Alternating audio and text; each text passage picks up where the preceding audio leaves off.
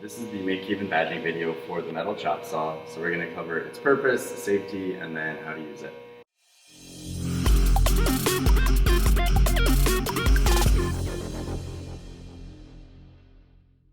So this can be used for making either straight or angled cuts in metal that's mild steel or softer.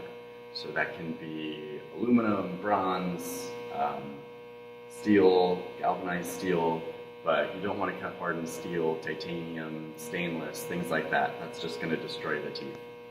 The teeth on this blade are carbide, so it's a steel blade that has carbide, which is a harder form of steel, welded onto each tooth.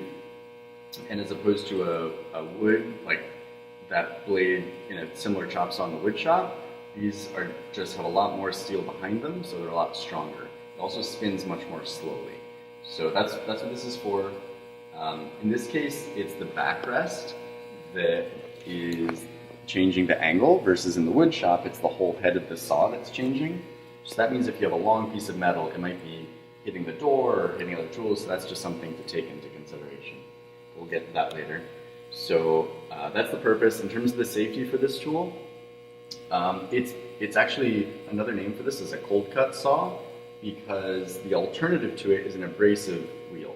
So it's like an angle grinder abrasive wheel that's used to cut, that some of you might be familiar with. But those are really dirty. They just produce a lot of dust. They're very loud, and they wear out quickly, and you can't use them on softer metals because it just gums them up. And they get very, very hot. So this is called a cold cut saw because it takes the heat of the cut and puts it right into the chip. So after you're done cutting, most of the time the piece is actually pretty cool, versus cut on an abrasive saw, it'll be very, very hot. So that's pretty nice, which means that heat isn't a super big safety risk here. It also, in terms of safety, you really want to be sure that no body parts are near the blade, so make sure to have your hair tied back, have any necklaces or earbuds or anything tucked away so it won't get caught in the blade. It spins more slowly than a woodshop one, but it's still super powerful, so you really don't want anything getting caught in there. There's no holding the workpiece by hand here, unlike the woodshop. It has to be clamped, and then you're just using your hand to pull down. You're not holding anything with your hands, because it has the risk of pulling it right out of your hands, and that'd be really bad, especially with metal. It's really loud, so you're going to want to wear ear protection when you're using it, and be mindful of the chips. Obviously, in the metal shop, you're going to wear eye protection, but in this case, just be mindful that chips might end up in your shoes, or you just need to be careful, especially steel. It's like little razor blades; they're very sharp. And you want to, in general, stay out of the way of the blade. So you're going to cut without, with your body outside of the line of fire of the blade. But in terms of safety, if your workpiece is really well clamped and it isn't going anywhere, then you should be in pretty good shape. So before we start, the machine is off, and we're just going to look quickly at the teeth to make sure they're all there. And this blade looks pretty new.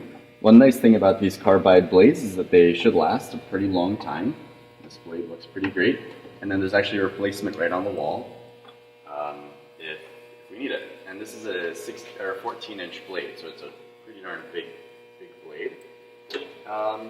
And that's the deal, so we're just going to show you how to use it now.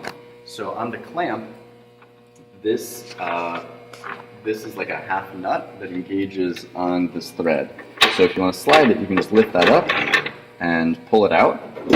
We're going to cut this thing, which is kind of a weird shape, so we just need to make sure that we clamp it so that it can't move. So if we were to clamp it, say like this, it could slip and pop up, and we wouldn't want that. So we're going to clamp it like that so it has nowhere to go. So I'm just going to slide this forwards to this half nut, and it's called that because it's like half of a full nut, that was stopping it from going forwards right there. So we just have to lift that up. Now it can slide all the way forwards, drop that down into the threads, and clamp it. And now our material is secure. I want to make sure that this is clamped, so that's not going anywhere. And this is another clamp that can be used. So it could be placed here, and you use it to clamp down on your material. I think in this case, this clamp is probably sufficient. So we'll do this cut first, and then we can look at changing the angle. It doesn't look super square right now. If you want the piece to be super square, then you can take a square off the wall and put it against the fence and against the blade and adjust the angle with this guy to make sure that it's really square. But right now we just need it to be tight. So we're gonna turn the tool on and put on hearing protection. And standing out of the way of the blade, we're going to bring the head down really slowly, so it takes just little bites at a time.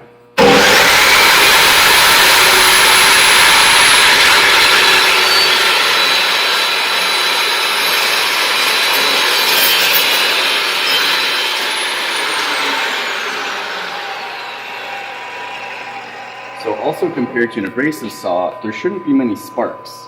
And this piece is totally cool to the touch. It should mostly just be chips of metal coming off, which is nice. You're not going to light anything on fire by accident. So now we'll look at changing the angles. So I'm just going to take this out. And so there's a pin here.